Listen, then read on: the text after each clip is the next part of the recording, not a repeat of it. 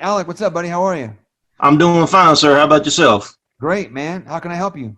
Yes, sir. I just have a quick question. First of all, I've been enjoying the challenges. I greatly appreciate you taking time out of your busy schedule to do this for us who are striving to have more. So thank you very much for that. You're My welcome. question is if you've gone through it yourself or if you have advice on it, how do you handle not self-sabotaging yourself when you're trying to do something that you've never done before and those negative mindsets come up to get you to stop? Well, there's self-sabotage comes in many, many forms. So, can you be a little bit more specific? And how does self-sabotage show up in your life? Like Just what is it, and be as specific as possible. okay. As far as um, feeling unworthy of it due to just personal upbringing, wanting to trying to get out from what you're a norm to, and it's like, okay, well, I see this as a little bit maybe too much for me. I don't belong here. Then just quit. Okay. So, that kind of that feeling that like I don't belong, I don't deserve this. That's part of what I call like an orphan type tendency. Okay. Orphans, an orphan mindset is a mindset where they have just grown accustomed to being rejected, to being left out. And so because of the pain of that, we protect ourselves from being hurt again by just rejecting ourselves. Mm, We wow. reject ourselves before anybody else can. And then you're always projecting that onto people and environments. There are people in this challenge, in this group, who have crazy ideas about why am I doing this? What's really going on here? Because and literally, like some of you are like, this is the best thing I've done in my life. Like, and you clearly are here being served, and the person right in the square next to you is having a whole different story about why they don't fit in here. And they're not getting any value from this because they're having a story about why they don't belong. When the fact is,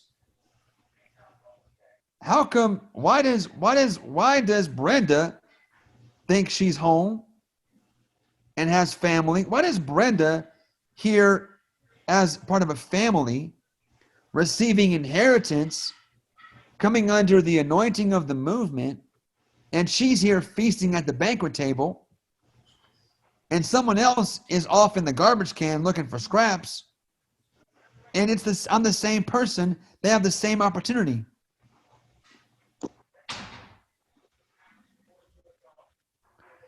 So what I would say, Alec, is one is you probably already know where this came from originally, right?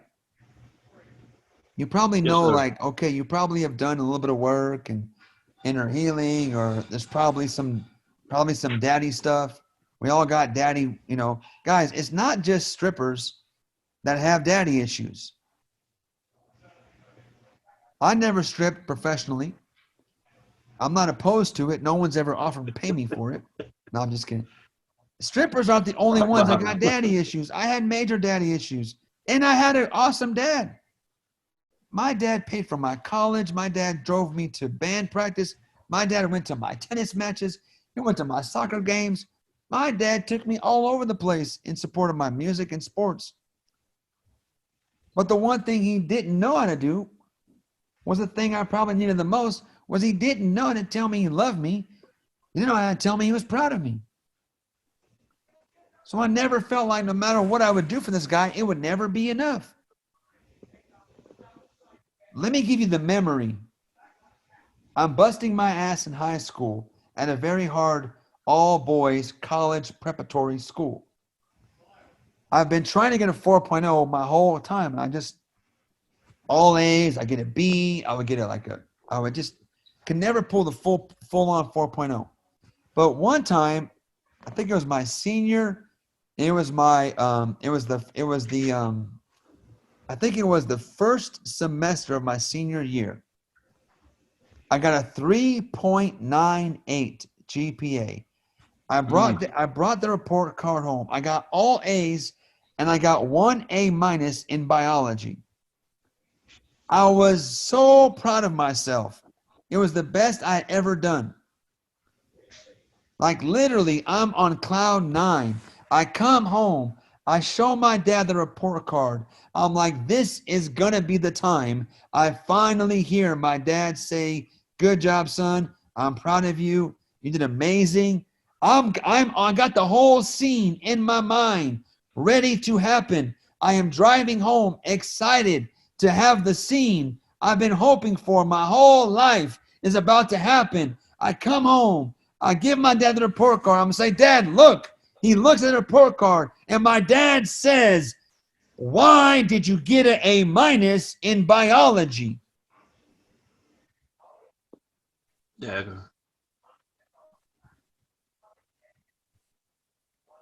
And I'm like, are you serious? I'm like, are you serious right now? Did you just ask me about an A minus in biology when I'm showing you a 3.98 GPA? I crumpled the report card. I went to my room as a 17-year-old high school senior, and I just cried. And my mom came in later because she knew. And I was so mad. I'm like, what do I have to do for this man to get a freaking attaboy? I'm proud of you. And like, what do I have to do?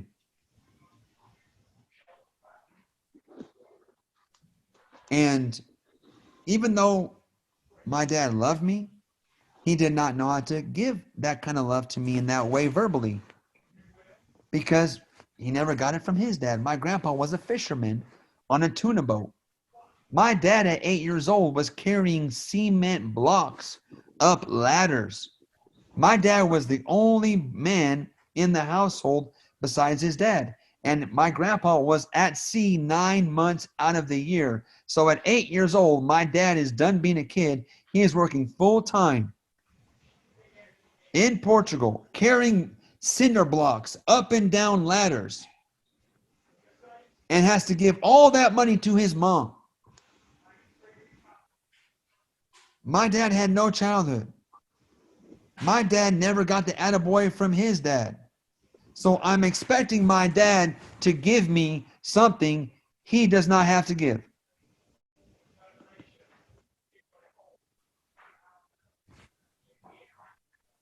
And now I'm making very poor decisions. I'm overly ambitious. I'm trying to become a multimillionaire in my 30s. To shove it in my dad's face to prove to him how smart I am.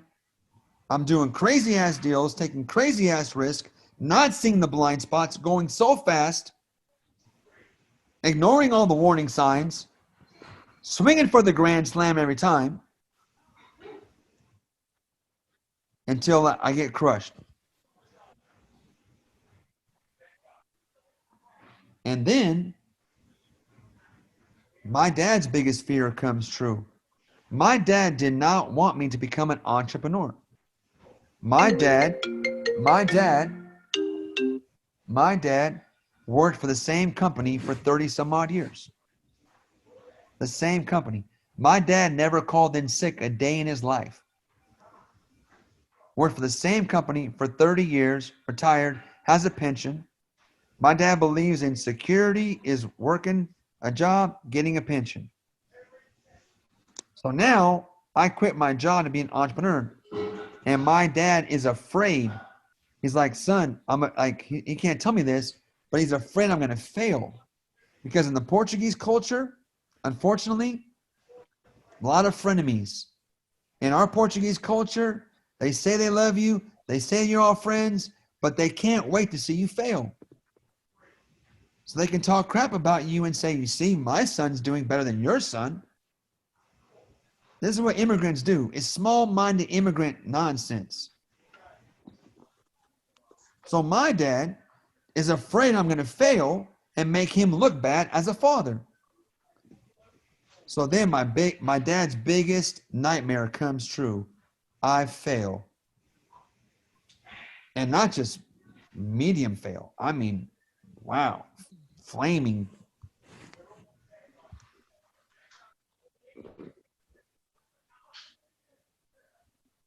And his biggest fear came to pass. His biggest fear came to pass. Was it his fault? No. But kind of funny how the thing he feared the most happened. And a huge reason why was because there was something that he maybe had access to and didn't know how to do for me. But let me tell you the cool part. Now that we've come through that season, my dad has a hard time believing in God, because my dad says, if there's a God, how come babies are being killed? How come there's kids starving in Africa? How come, if there's a God, how come bad things happen to good people? If there's a God, how come the world's so unfair? Which is completely nonsense. But my dad has seen the goodness of God take me from a broken, busted heap to where we are today, to where I get to bless my dad all the time. I invited my dad to come up to Lake Tahoe, spend some time with us. We rented a house in Lake Tahoe. It was a crazy mansion. I mean, it was a crazy mansion. I don't even know what that thing cost. It was like, how much is that place? How much was the house in Tahoe? Was that New Year's? We rented a mansion in Tahoe for $1,500 a night.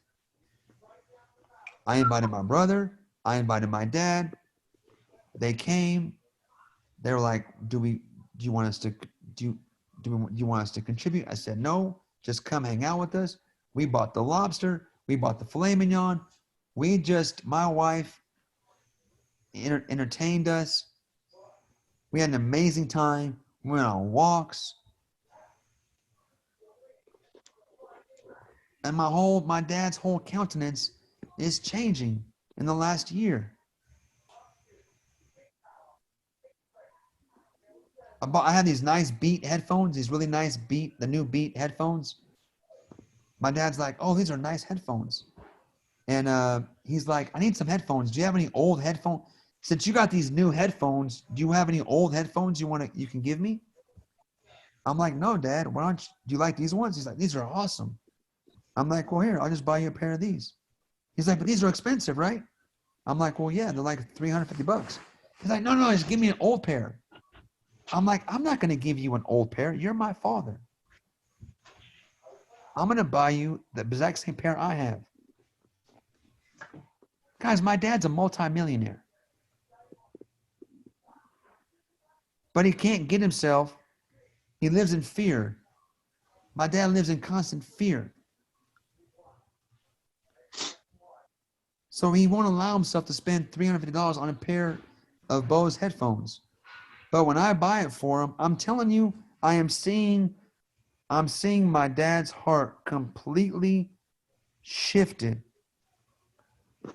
because of just me being generous and him seeing God restore our family.